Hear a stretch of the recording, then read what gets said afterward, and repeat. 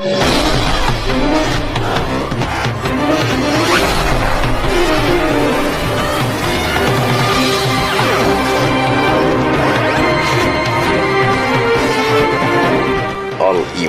TV Indonesia.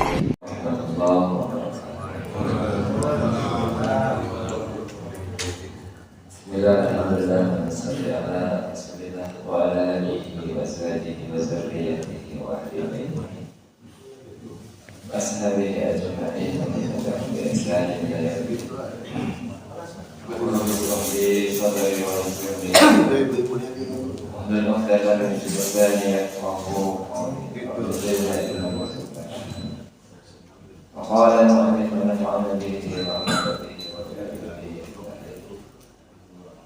Bapak Ibu hadirin rahimakumullah. Kita tinggal di dunia ini sebagus-bagusnya tempat tinggal dunia yang kita sekarang tinggal ini. Yang terbaik adalah dunianya dijadikan sebagai mencari bekal untuk mencapai keridhaan Allah Subhanahu wa taala. Yang paling jelek, orang tinggal di dunia tahu sebentar dunianya bikin rusak akhiratnya, terus bikin marah Rabbnya. Allah marah-marah nanti. Dia nggak paham, dikasih tahu dunia sebentar, jadi dia nggak ngerti, habiskan masa kehidupan dia untuk mengikuti hawa nafsunya. Bahkan pengertian orang pintar itu kalau dalam hadis bukan orang yang punya gelar banyak, bukan. Al-Qais itu kata Nabi, orang pintar itu man dana nafsahu wa amila lima ba'dal maut.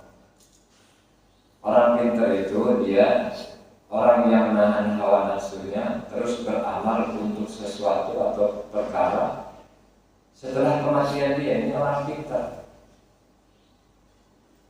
Jadi kalau misalnya sekolah tapi nggak ngerti bahwasanya itu diperintah Allah, terus nggak ngerti itu dilarang sama Allah, itu bukan orang pintar. Kenapa orang mau meninggal, mau mati kok malah melawan perintah Allah? Nanti ketemu sama Allah ya marah Allah. Kayak orang kerja di Malaysia, penghasilannya dia habiskan di Malaysia, padahal bininya di Indonesia. Ini kira-kira orang pintar atau orang bodoh? Begitu juga sama, kita ini mau menuju akhirat, malah dihabiskan tenaga, waktunya, pikirannya, hartanya untuk dihabiskan dunia, lupa bekal akhirat. Nah ini kira-kira orang pintar, orang bodoh. Lalu al-ajiz siapa? Ajiz itu orang bodoh. Man dana nafsahu man ittaba hawa nafsahu fatamana Allah. Dia orang yang ngikutin hawa nafsu dia, kemudian dia berangan-angan sama Allah Subhanahu wa taala. Gampanglah Allah mau maaf begitu. Kayak sudah bikin MOU begitu. Bahwasanya saya pasti dimaafkan, padahal belum tentu. Belum ada surat edarannya saya dimaafkan. Tidak ada. Begitu juga kalau kita ini orang yang pintar, maka makanan yang masuk ke dalam perut kita, yang masuk ke dalam perut istri dan anak keturunan kita, ini jangan sampai karena pengen menyenangkan mereka, duit-duit yang gak bagus, yang panas, yang haram, yang abu-abu, ini jangan dikasihin. Kalau memang nanti setelah kematian kita pengen dijadikan jariah sama anak-anak kita. Kalau pengen begitu. Tapi kalau nggak pengen, terserah masing-masing saja gitu. Ya silahkan, nggak masalah. Maka syaratnya diterimanya doa adalah makanannya harus halal. Syaratnya diterima sholat, makanannya harus halal. Ini satu persyaratan. Jadi kalau makanannya nggak halal, ibadah apa saja nggak diterima. Berbahaya makanan haram itu, berbahaya. Buat sesama manusia, makanan haram pasti menzolimi satu sama lain. Kalau orang pengen makanan haram itu pasti zolimi hak orang lain. Terus amal apa saja nggak diterima, kan ini bahaya. Terus kalau jadi makanan, terus jadi sperma, jadi anak, nah kayak apa nih? Kadang-kadang kita tuh ditanya, Bapak pengen punya istri yang bagaimana? Pasti bilangnya istri solehah gitu kan. Ibu-ibu juga ditanya, pengen punya suami yang kayak mana? Suami yang soleh. Nanti ditanya lagi, kalau punya cita anak-anak, pengen punya anak yang kayak mana? Soleh dan solehah kan. Tapi kadang-kadang keinginan dan kelakuan nggak cocok begitu, nggak sesuai. Apa yang pengen dituai, dipanen, nggak sesuai dengan yang ditanam. Pengen panen beras, kok nanamnya rumput, nggak nyambung. Begitu juga kalau kita pengen menjadikan anak-anak kita soleh, istri-istri kita soleh dan soleh juga, maka S dan K berlaku. Syarat dan ketentuan berlaku untuk memenuhi keinginan kita itu. Nah, pada pagi ini kita akan bahas perkara itu. Setelah itu maka kita harus berhati-hati tentang apa saja yang kita usahakan, maka harus berhati-hati. Kata Allah Ta'ala, wala ta'kulu amwalakum bainakum bil batil. Jangan makan sama harta-harta kalian di antara kalian dengan kebatilan. Maksudnya bagaimana? Kata Ibnu Abbas, yaitu bil yamin al-batilah. Bisa jadi dia dengan sumpah palsu, al-kadzibah. Ataupun dia mengambil dengan hartanya seseorang, saudaranya, ini dengan cara yang batil juga. Nah, makan dengan cara yang batil ini ada dua macam. Yang pertama dengan jalan kezaliman, misalnya gosok. Gosok itu pakai barang orang lain tapi nggak izin. Ada tanah kosong, nggak tahu yang punya siapa, tiba-tiba ditanamin sama kita, ditanamin. Terus panennya dimakan. Nah, inilah gosok. Nggak tahu, nggak izin kita sama yang punya. Ada juga orang mancing belut di sawah, sawahnya punya orang lain, nggak boleh tuh. Belut, cacing, ikan cenang di dalamnya itu punya yang punya sawah. Nggak boleh kita ngambil kecuali atas izin orang yang punya sawah. Berikutnya khianat. Dengan jalan khianat. Khianat itu dikasih kekuasaan, pangkat dan jabatan buat ngerusak orang lain, kesempatan. Dikasih kekuasaan banyak, ngerusaknya tambah banyak. Makin tinggi, kerusakannya makin tinggi. Karena dia punya pikir mumpung masih menjabat, jadi direkod kan, dibikin rusak. Ya, nah, termasuk orang ciri-ciri orang munafik paling umum. Idza tumina khana. Kalau dia dikasih amanah, khianat dia. Ciri-ciri orang munafik. Wa idza hadatsa kadzaba. Kalau dia ngomong, bohong. Ciri-ciri orang munafik. Berikutnya sirqah. Dengan jalan sirqah. Sirqah ini maling. Maling itu jalannya diam-diam, nggak ketahuan kan. Kalau terang-terangan namanya rampok.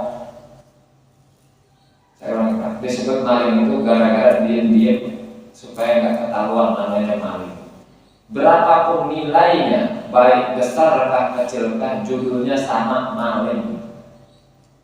Nggak usah diperhalus dari korupsi, Bu, nggak usah.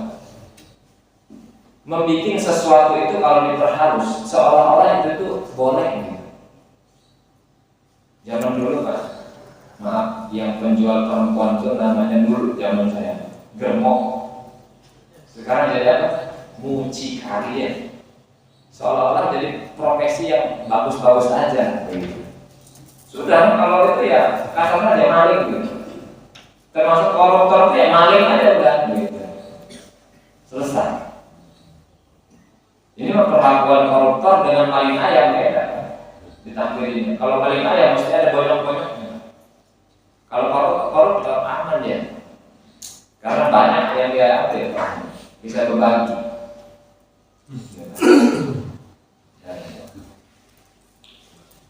Berikutnya yang kedua, dengan jalan main-main. Contohnya berjudi paling. Nah, kata Nabi, inna rijalan yadkhuluna fi malillahi bighairi haqq falahum an-nar yaumil qiyamah.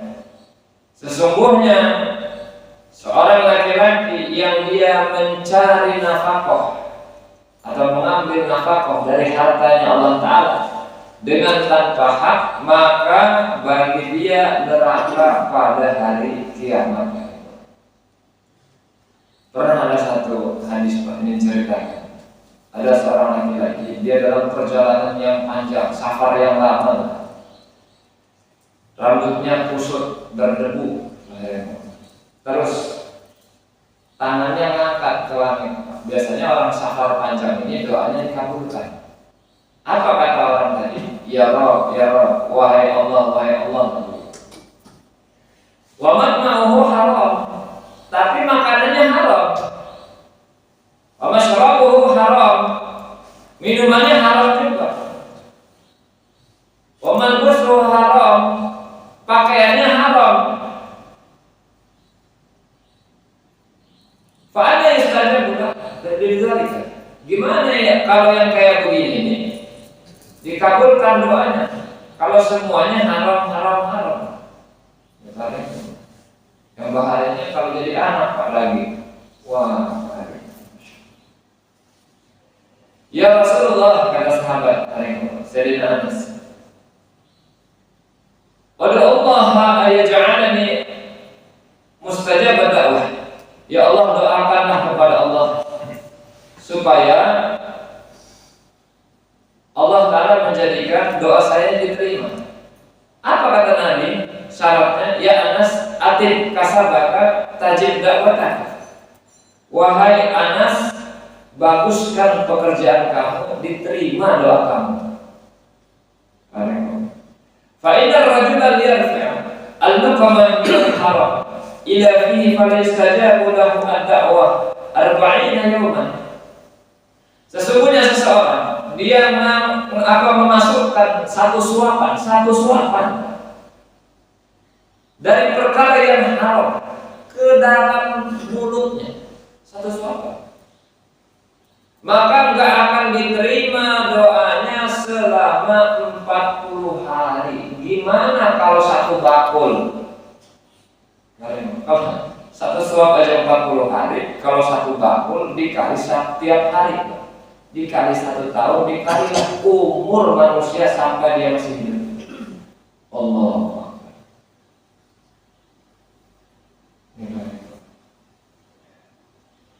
Lalu diriwayatkan dari Imam Baihaqi, dari sana ada Rasulullah, Innallaha qasama bainakum akhlaqakum kama qasama bainakum arzaqakum wa innallaha yu'ti dunya ma yuhibbu wa man la yuhib.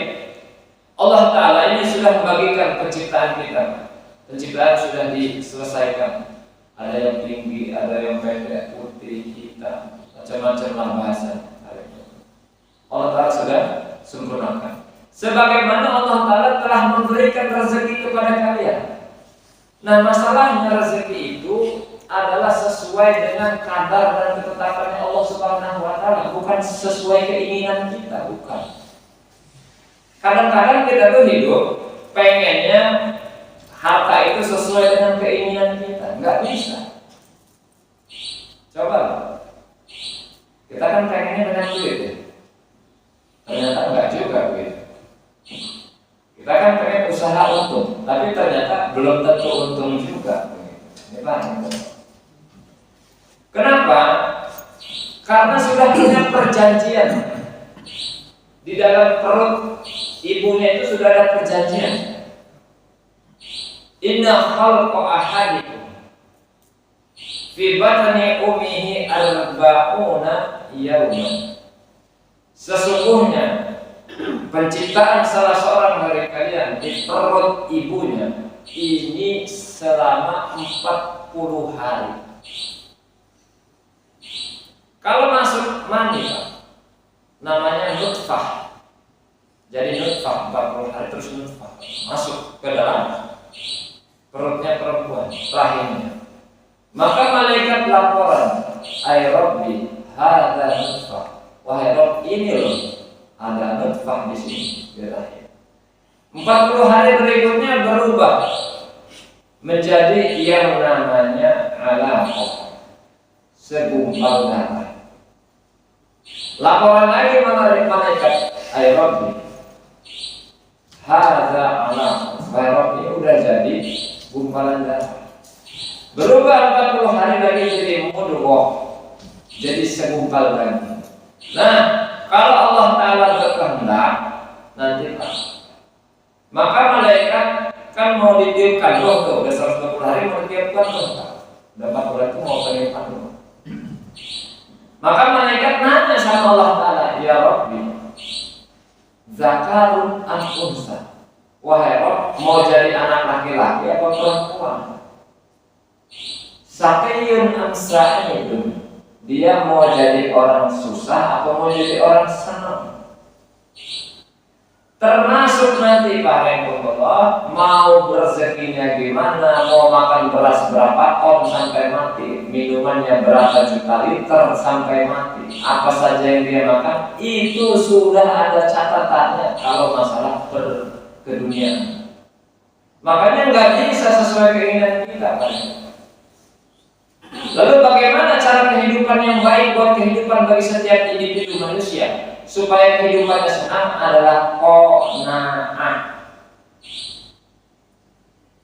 Ngerasa cukup dengan apa yang Allah Subhanahu wa Ta'ala berikan sama dia.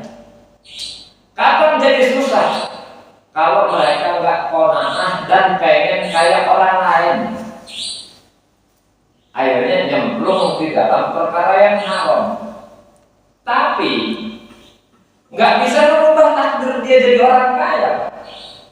Walaupun dia maling sebanyak apapun Allah, nggak akan merubah takdir dia. Walaupun dia kerja 24 jam Allah, nggak akan merubah takdir dia jadi orang kaya. Loh, itu kok kerja dia jadi orang kaya? Dia dalam rangka mencari takdirnya dengan pekerjaannya itu, sehingga dia melalui proses itu akhirnya jadi orang kaya.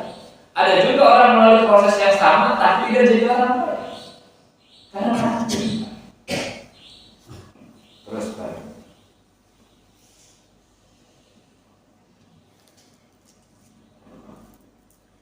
Kata Allah Ta'ala, Allah Ta'ala ini ngasih dunia sama orang yang disayang, sama orang yang gak disayang dikasih.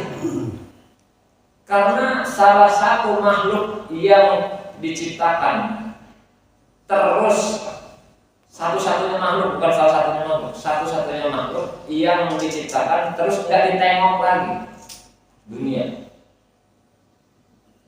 Sudah diciptakan nggak ditengok lagi. Bahkan dalam satu hadis dijelaskan, kalau saja dunia ini ada harganya di sisi Allah Ta'ala sebesar sebelah sayap nyamuk, bukan dua-dua, sebelah sayap nyamuk, maka pasti orang kafir tidak akan dikasih minum walaupun satu teguk air.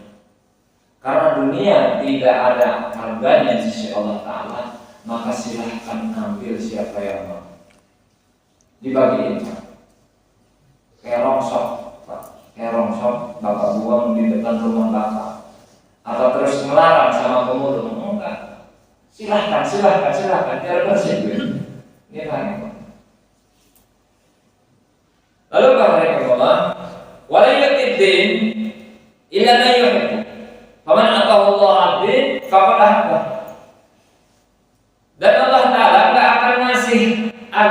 kecuali sama orang yang disayang saja. Nah, ketika seseorang dikasih agama, maka sungguh dia telah dicintai oleh Allah Subhanahu wa Ta'ala. Kita nggak merasa nikmat agama ini nikmat yang besar. Kita nggak merasa jadi orang Islam ini jadi nikmat yang besar. Kita tuh merasa nikmat itu kalau banyak duit. Padahal seandainya nih, dari lahir banyak duit, mati banyak duit, tapi kafir, kemana akhirnya dia kembali nanti ya? Kan begitu.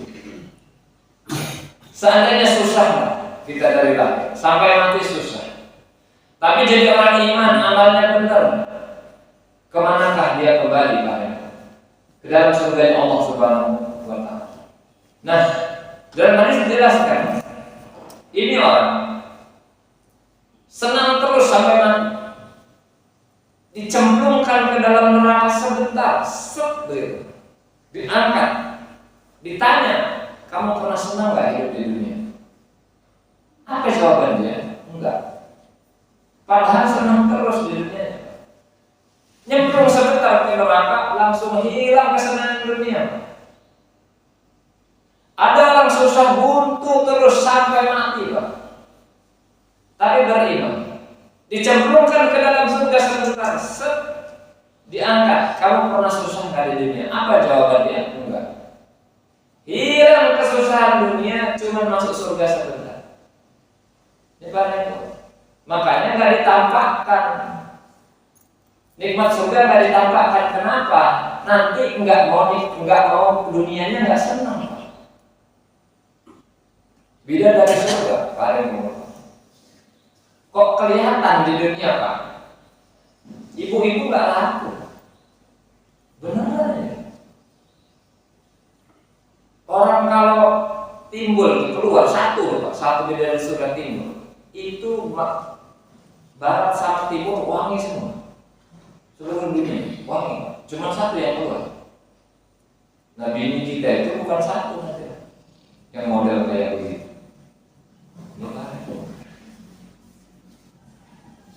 Berikutnya Allah, wala yaksibu abdun malan haraman fayunfiqu minhu fayubariku lahu fihi. Tidaklah seseorang ini bekerja kepada harta yang haram, kemudian dia berinfak, terus mau mengambil barokah dari harta yang haram tadi, dan enggak juga dia bersedekah dari harta yang haram tadi, dan terus dia menerima dari perkara yang haram tadi, dan tidak juga dia meninggalkan di belakangnya kepada keturunannya dengan harta yang haram tadi, ditinggalin Pak. Tajir melintir tapi hartanya haram.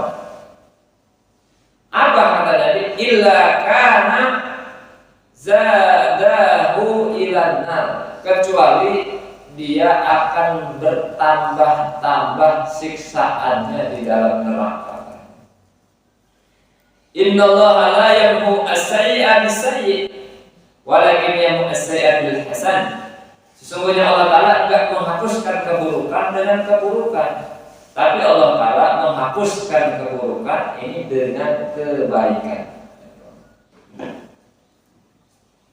Ad-dunya halwatun hadratun, dan dunia ini manis hijau.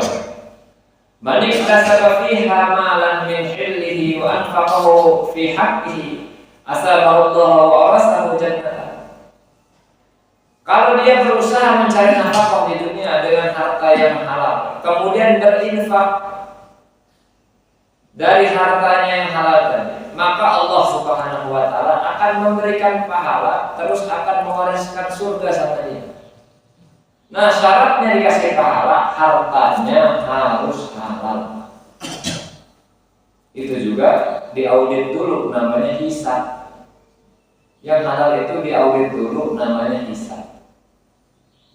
Kalau yang haram gak dihisab, langsung diazab. Yang haram langsung diazab. Wa man iktasaba fiha malan min hilihi wa anfaqahu fi ghairi haqqihi adkhalallahu ta'ala darul hawan wa rubba mutahawwal fiha ishtahat nafsuhu minal haram lahu an-nar yaumil qiyamah.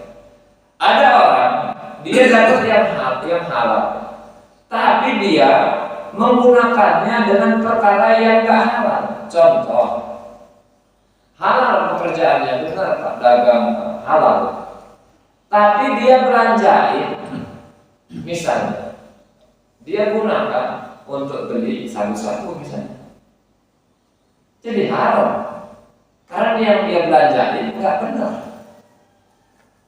Atau dia gunakan untuk berzina dengan duitnya tadi. Nah ini juga nggak benar Pak. Maka kata Nabi, Allah Ta'ala akan masukkan dia ke tempat namanya Darul Hawan, tempat kehinaan. Nah barakallah, kalau diri dia memang pengen perkara yang haram, memang pengen dia ngakalin lah, kayak apa aja pokoknya yang penting duit, maka lahu an-nar yaumal qiyamah, bagi dia Allah Ta'ala sediakan neraka pada hari kiamat. Kata Nabi, lam yubali min aina iktasaba al-mal, lam yubali lahu min aibadin adkhalahu an-nar. Barang siapa yang dia enggak peduli dapat dari mana hartanya, serahlah, halal haram, sikat abu-abu, terserah dia, enggak urus. Maka Allah Subhanahu wa Ta'ala enggak peduli dari pintu mana saja dia, Allah Ta'ala akan masukkan ke dalam neraka. Nah kata Abu Hurairah, ini hadis dari Abu Hurairah, li'an yaj'ala ahadukum fi fihi turaban khairu min ayyi yaj'ala fi fihi haram. Dikarenakan salah seorang menjadikan masuk ke dalam perutnya, memasukkan tanah atau debu, ini lebih baik daripada dia memasukkan ke dalam perutnya sesuatu yang haram. Ini paling. Maka perhatikan betul-betul Pak, yang haram. Sesuap saja menjadikan bahaya, sesuap. Bahkan paling, kalau seseorang pemuda kok ibadah, maka kata pemimpinnya setan, kamu lihat tuh makanannya dia, gimana makanannya? Kalau makanannya jelek, apa kata pemimpinnya setan? Gak usah capek-capek menggoda dia nge-CS kita gitu. Ini Pak, gak usah capek-capek menggoda dia nge-CS kita gitu. Ngapain? Sia-sia udah. Nggak manfaat itu. Gak usah capek-capek. Ini paling. Kenapa? Karena dia makan yang haram, maka nggak manfaat ibadah dia. Ini paling. Bahkan hari Allah diriwayatkan ada malaikat di Baitul Muqaddas, Masjid Aqsa. Dia memanggil setiap hari dan setiap malam. Apa kata malaikat? Man akala haraman lam yuqbalillah minhu sarfan wala adlan. Barang siapa makan makanan yang haram, maka Allah Ta'ala enggak akan menerima dari seseorang tadi sarfan wala adlan, ibadah fardu dan begitu juga ibadah sunnahnya. As-sarf itu nafilah, ibadah sunnah. Kalau al-adl ibadah fardu. Jadi orang yang makan makanan yang haram, la tanfa'uhu sholatuhu wala shadaqatuhu wala zakatuhu. Enggak manfaat sholatnya, enggak manfaat sedekahnya, enggak manfaat zakatnya. Terus gimana? Dia berhenti dari makanan yang haram. Kalau pengen terima sholat, sedekah dan zakatnya jadi. Ada pula orang punya pikiran uang maling supaya bersih, dia keluarin zakatnya. Allah 2,5%, dia bagikan. Nanti Pak, ada bab yang lain Pak. Apa yang Allah Ta'ala sediakan, kok kok orang ini sedekah pakai harta yang haram. Allah Ta'ala siapin betulan. Jadi jangan GR-GRan. Saya sudah berbuat baik tapi dari perkara yang haram. Berikutnya kata Nabi, man haja bimali haram. Barang siapa dia berhaji dengan harta yang haram, kemudian dia ngomong la baik, gitu kan?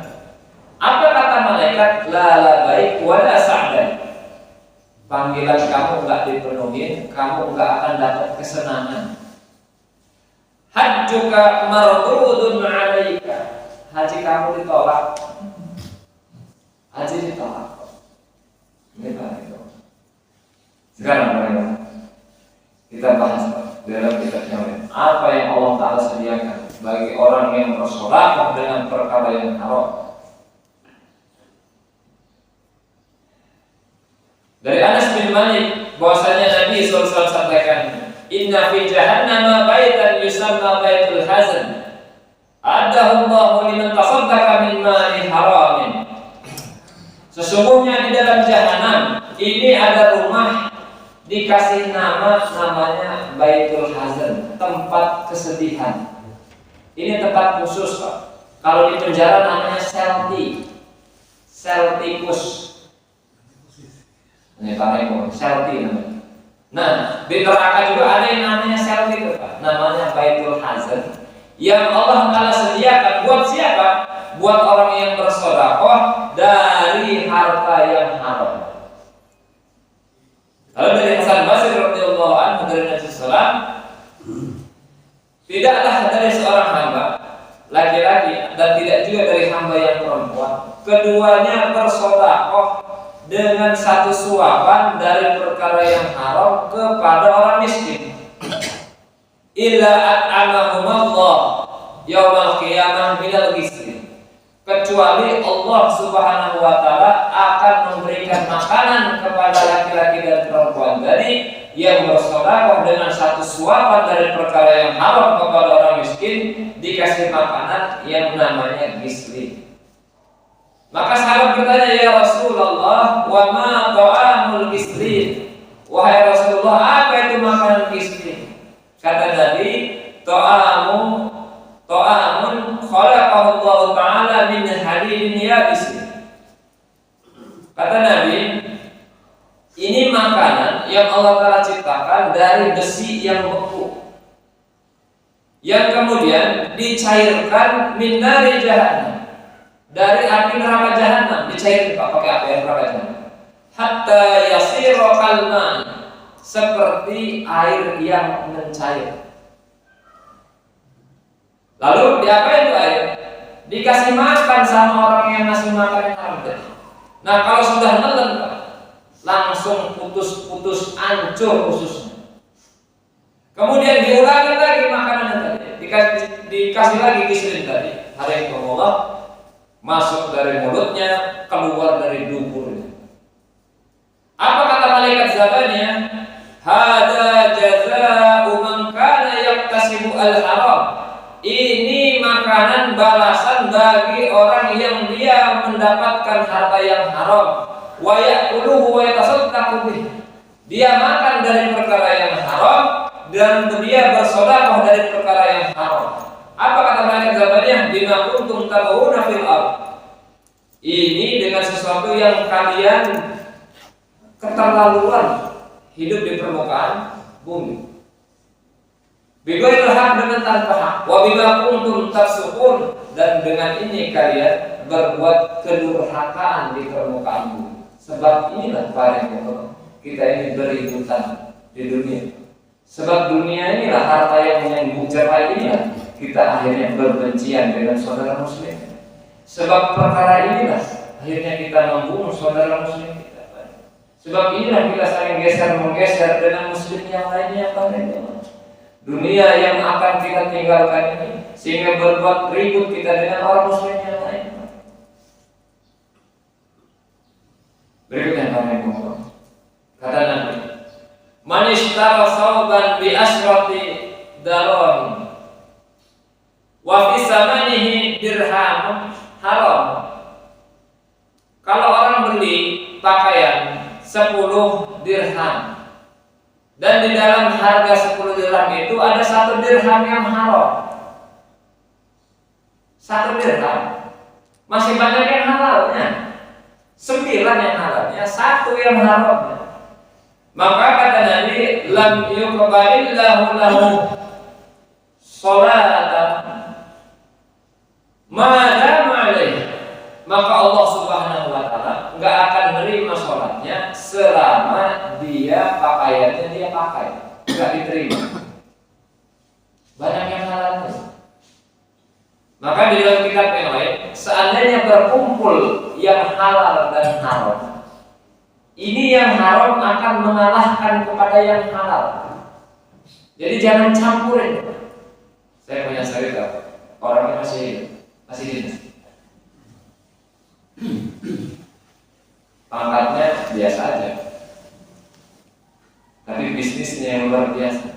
Tapi punya istri yang soleha.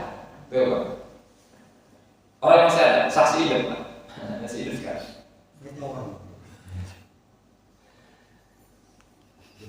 Dia kasih istrinya, Pak, duit itu 1 kepok. Saya nggak bilang 1 senti ya, Pak.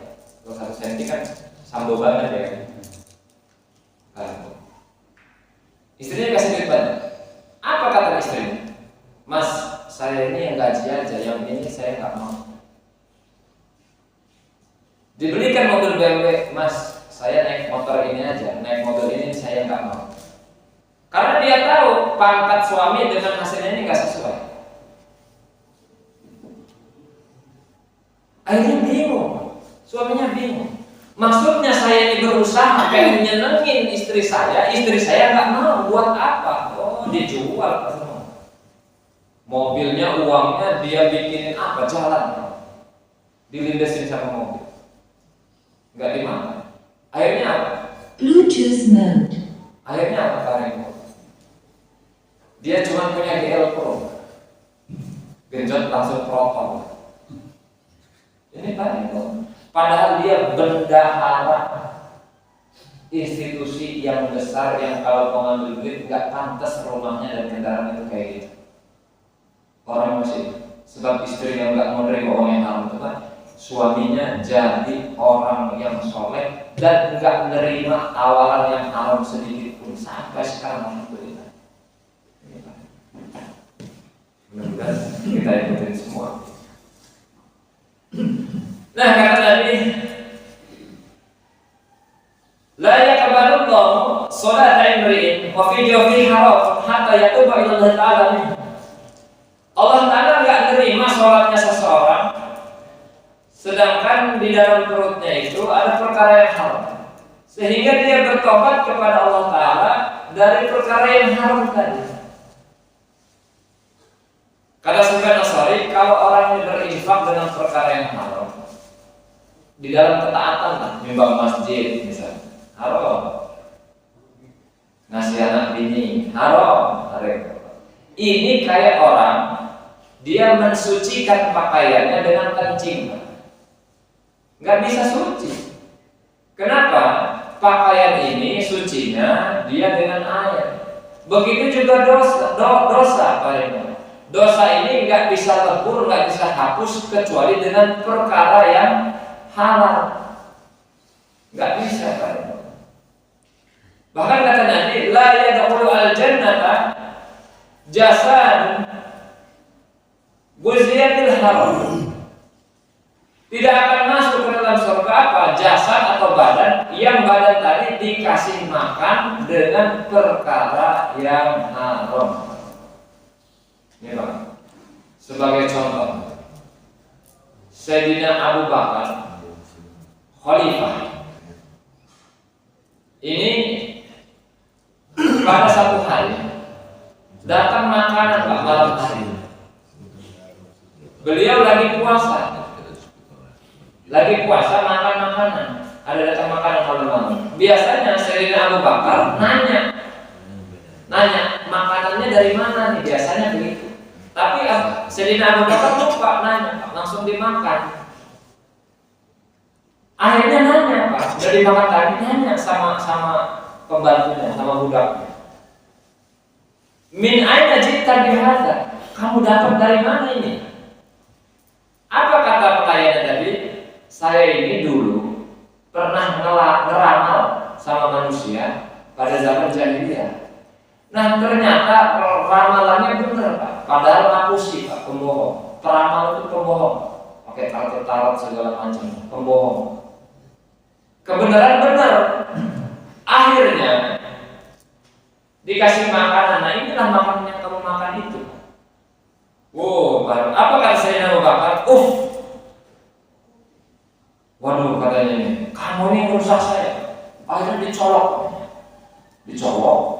nggak mau keluar juga. Apa kata pembantunya tadi? Amirul Mukminin udah minum yang banyak, nanti kamu muntah. Minum yang banyak, muntah sampai mau mati. Itu satu suapan. Pemimpin dunia bukan pemimpin satu negara. Amirul Mukminin itu pemimpin dunia. Kekuasaannya hampir 2/3 dunia. Amirul Mukminin. Ini banyak kok. Makan makanan yang haram satu suap langsung dicolok Pak. Sampai kayak mau mati. Kalau kita kayak apa? Pikirlah sendiri Pak. Sudah jadi daging, sudah jadi Masya Allah. Akbar. Ini hadir. Dari segala yang tanya.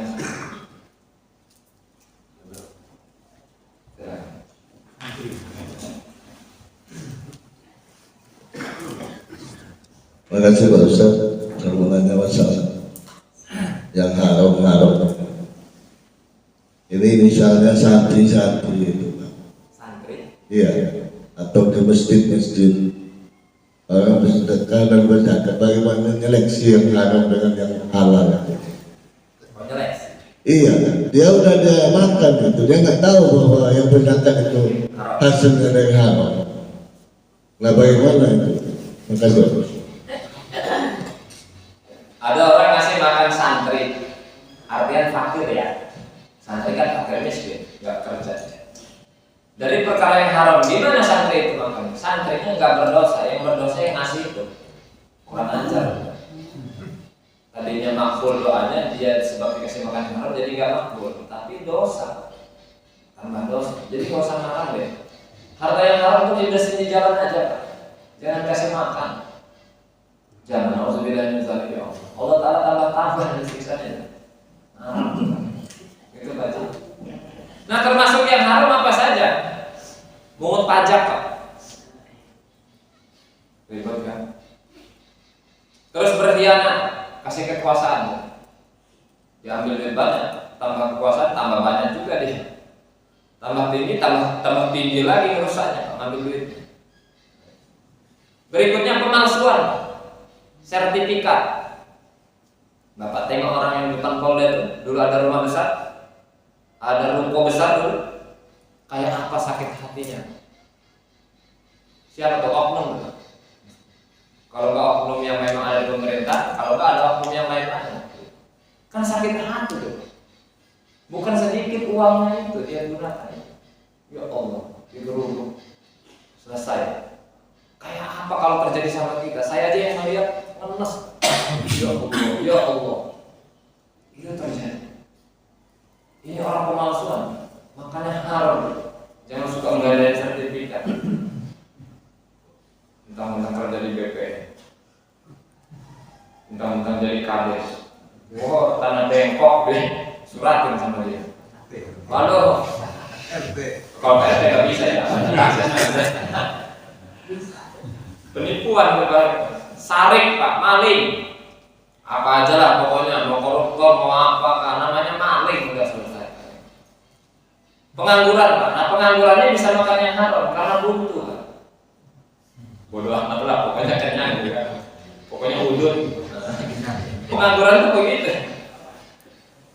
Waktu riswah, makan sogokan. Proyek, kalau nggak 20% nggak turun proyek. Kata siapa ya? Pokoknya saya tahu lah, pokoknya banyak teman saya di situ. Kalau nggak 20% nggak turun proyek. Benar-benar kan? Iya, benar banget ya. Terus ngurangin timbangan sama takaran. Bener nih Pak, saya dulu pernah melihat orang jualan kayu, pesannya 1,2 senti. Dikurangi 1 set 1 mili kan nggak ketahuan. Nggak ketahuan. Tapi kali ratusan kali, banyak juga duitnya. Diambil. Ya kan ekonomi. Haram. Terus waman ba'syai'an fihi aibun. Kalau orang menjual sesuatu, nah yang dijual itu ada aibnya Pak. Lalu dia sembunyikan. Sehingga orang itu beli. Di atas mah bagus. Giliran pas mau dijual sama orang dia mondok yang paling bawah. Shoot. Nah, kasih. Aduh. Jual mobil second kan dikasih tahu jeleknya. Bagus ini insya Allah. Tahu.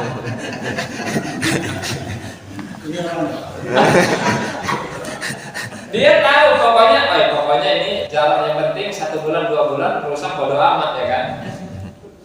Dia bareng pokoknya laku dulu kan, nggak dikasih tahu, nggak mengedukasi loh sama orang Islam. Haram apa nggak tahu nantinya tahu, dosa tuh. Haram tuh Pak. Jangan main-main. Nutupin jual barang yang ada ini. Kasih tahu. Aduh udah terlanjur katanya. Terus berikutnya, ini akhirnya ujar. Bigari itu tinggal baik. Pemirsa, nah ini Pak, ini namanya calo. Calo ini dibolehkan kalau dia disuruh ngejualin barang. Ini jualin barang, harganya dari saya segini, terserah kamu menjual berapa. Ini calo boleh. Yang calo yang nggak boleh yang haram, dia jual barang itu tanpa sepengetahuan yang punya. Nanti uangnya dikasih sama dia, ini calo yang nggak boleh. Tanahnya tanah siapa, tahu-tahu mau dijual. Nanti baru dikasih tahu Pak, tanahnya udah ada yang mau beli gitu. Padahal dia sudah ini. Enggak konsultasi dulu sama yang punya. Aduh, kayak lagi gitu.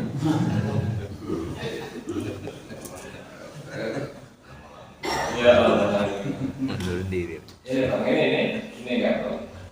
Nah, Bang, ini ada kisah Pak dari hadis ini. Ini akan datang pada hari kiamat manusia. Dia punya kebaikan yang banyak seperti gunung Tihama ada di Jazirah. Sehingga pada Allah datang dengan pahala yang banyak segede gunung itu, akhirnya Allah Ta'ala terbangkan kayak debu, dihilangkan. Kemudian dia ini diseret ke dalam neraka. Sehingga sahabatnya Rasulullah, ya Rasulullah kok kayak begini? Apa katanya? Dia ini puasa, terus dia ini zakat, dia ini haji. Tapi kalau ditawarin yang haram, dia ambil juga. Lumayan kan? Daripada lumayan. Masih kata ibu. Pak, kalau gaji kita 10 juta, disogok 1 juta, kita masih mikir tau nggak? Apa kecil lah proyek. Kalau sudah 1 meter 1 miliar, mikir Pak. Pajero 2 Pak. Tahu kalau harga mobil, tapi belum kau beli mobilnya. Mikir kita Pak, lumayan juga. Dia bilang lagi, Bismillah Pak, insya Allah nggak ketahuan. Nah pakai Bismillah pula. Allahu Akbar. Insya Allah nggak ketahuan. Nah pakai insya Allah pula. Yaudahlah Bismillah lumayan. Nggak ketahuan. Allah Taala mana tahu. Maka sebab inilah Pak amalannya disia-siakan oleh Allah Subhanahu Wa Taala. Maka jangan maling Pak. Ada seorang Pak dari sebagian ulama orang soleh. Diriwayatkan Pak, setelah kematiannya ada orang yang mimpi. Ada orang yang mimpi Pak, sama keadaan orang yang soleh. Nanya Pak orang yang mimpi tadi, ma fa'alallahu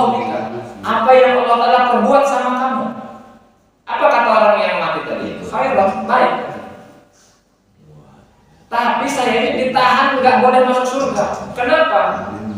Saya pernah pinjam jarum terus lupa ngulangin. Bapak, pinjam jarum lupa ngulangin, ketahan di surga, nggak boleh masuk.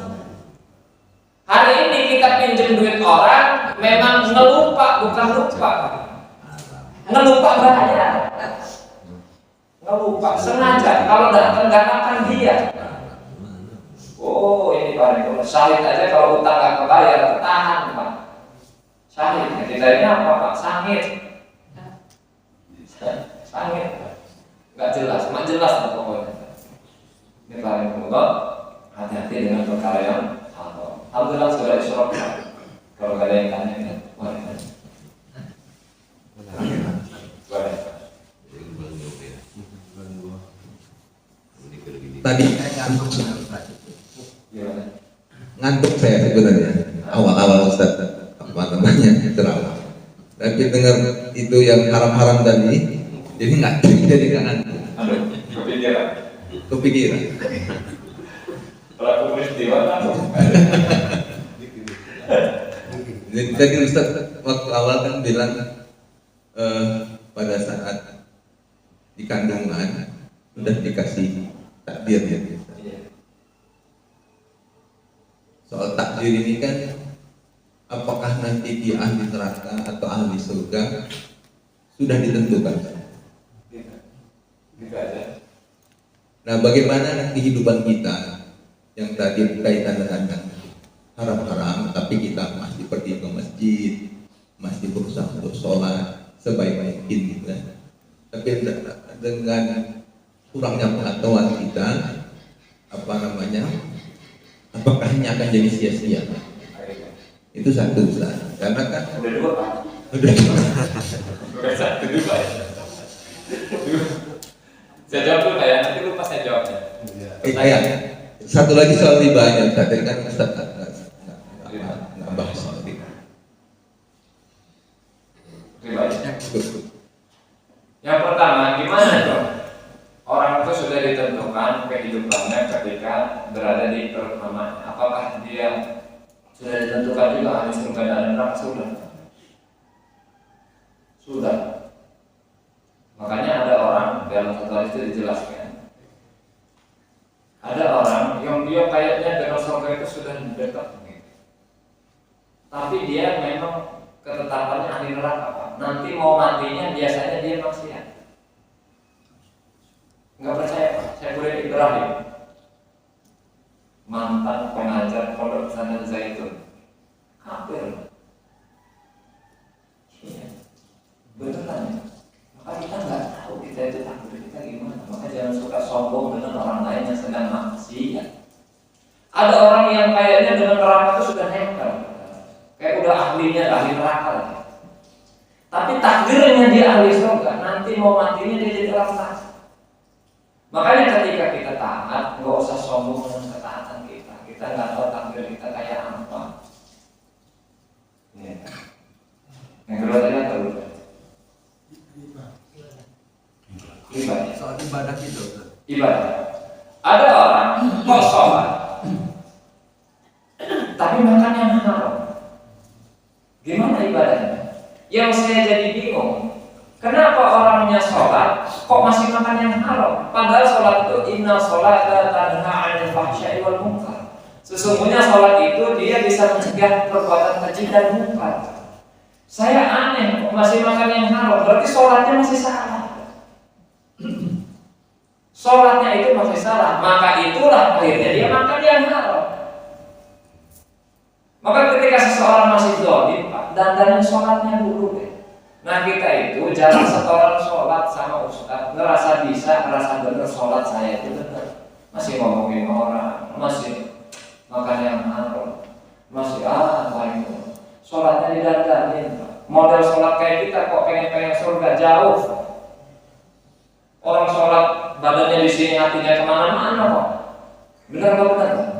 Bener lah ya, model kayak begitulah makanya masih makan yang haram. Ini bahaya Quran. Makanya dicek Pak. Karena Allah Ta'ala janji inna sholata tanha 'anil fahsya'i wal munkar. Sesungguhnya sholat itu bisa mencegah perbuatan keji dan munkar. Sholatnya dong dandani, nanti berhenti makan yang haram.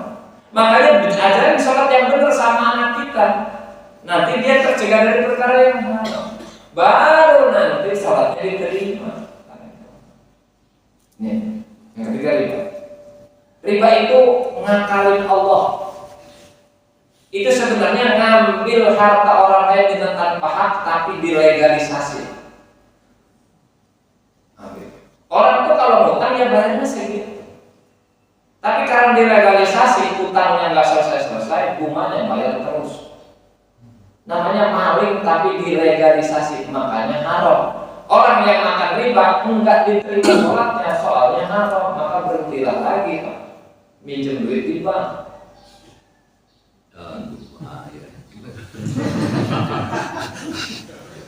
Pada sekolah semua, sertifikat sekolah, SK sekolah. Wah, yang sekolah anak aja Pak, gak usah SK, gak usah sekolah. Depan saya ini Pak. Maaf ya Pak ya, ini harus jelas Pak. Tapi setelah ini kok Bapak mau nerusin ribanya, ya terserah Bapak, agama mana sehat. Nanti kan pada mati, ngelihat sendiri. Silahkan Pak. Agama nggak maksa, agama ngasih tahu sekiranya nggak bakal mati, lakuin. Kalau nggak bakal mati ya, tapi kan pasti mati. Jadi jangan ngarang. Ini Pak Remo, maka berhati. Ustaz, saya terus terang pengen menjelaskan soal bangit. Gimana? Tadi kan kalau kita ngutang ke bank atau ke lembaga keuangan lah, leasing, pasti haram kan? Pasti riba, pasti riba. Mohon penjelasan, karena kehidupan kita, kan misalnya di dalam kehidupan kita sehari-hari, kita nggak bisa lepas dari urusan keuangan yang berkaitan dengan bank. Contoh misalnya kita mau transfer uang kan pakai digital sekarang untuk memudahkan proses. Misalnya kita taruh uang itu di bank, kita nggak ambil bunganya, apakah itu juga bagian dari riba? Oke.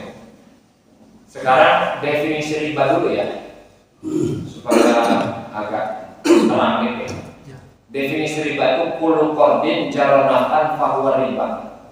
Setiap hutangan yang mengalirkan manfaat itu namanya riba. Pak, saya ini punya saudara manajer bank. Saya tanya nih, kalau cuma ngambil administrasi tiap bulan dari nasabah, apa nyukupin operasional enggak?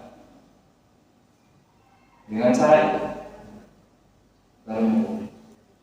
Terus kalau kita nabung di bank, ini mah lain acara, lain acara, bukan minjem. Kalau itu kan minjem. Jadi enggak termasuk dalam tarif riba tadi, definisi riba tadi. Orang kita yang naruh duit. Nah ini dibolehkan kalau naruh duit. Yang nggak boleh minjemnya itu. Ada yang tanya sama saya, ada yang tanya di masjid. Ustaz, saya ini punya teman, dia ini sebab pengen ngelunasin riba, terus usahanya jadi bangkrut, bininya minta cerai. Ini pertanyaan sama dengan Ustaz, saya ikut syariat, saya jadi susah gitu. Sepantasnya orang Islam itu sebelum beramal nanya dulu. Sepantasnya orang Islam itu sebelum amal dia ngerti dulu, bukan nyemplung baru nanya. Ustaz mah kebagian susahnya terus, Pak. Yang kayak gitu-gitu, Ustaz kita doakan ya Pak Ustaz. Kalau senang mah nggak pernah mau ya. Bagiannya susah terus. Ini kan maka hati-hati dengan riba. Itu riba. Berhenti sekarang saudara saya. Dari riba. Jadi kalau itu bukan terus saya nyuruh Bapak berhenti kerja di banknya, terserah aja itu urusan Bapak masing-masing. Kita cuma ngasih tahu aja, bank itu nggak bisa operasionalnya kecuali dengan menawarkan utang sama orang lain dan memberikan bunga yang mencekik kepada orang yang meminjamnya. Gitu Pak. Panjang ceritanya, mau saya jelaskan. Kredit itu kalau sesuai syariat, leasing itu beli dulu. Baik rumah, baik tanah, baik rumah, baik kendaraan. Kalau kita kan enggak, transaksinya sama dealer dulu. Nanti dealer baru ke leasing. Leasing belum memiliki barang itu, nah itu riba. Makanya setengah mati melunasi. Sekarang udah ada Pak, kredit apa? Kredit syariah itu ke atas. Iya syariah. Ya Allah Pak, sekarang makanya nanya dulu deh. Bahaya akibat kehidupan kita, nggak barokah kehidupan kita. Ketika kita nggak melaksanakan hukumnya Allah Subhanahu wa Ta'ala. Mudah-mudahan Allah Ta'ala berikan kita kemudahan untuk amal dan sampaikan, dan memudahkan kita untuk bertobat atas amal yang pertama.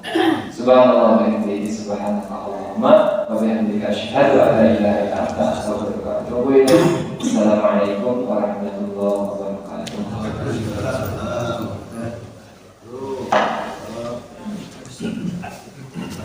Oh, ini bidangnya itu halal parah. Ada dulu itu.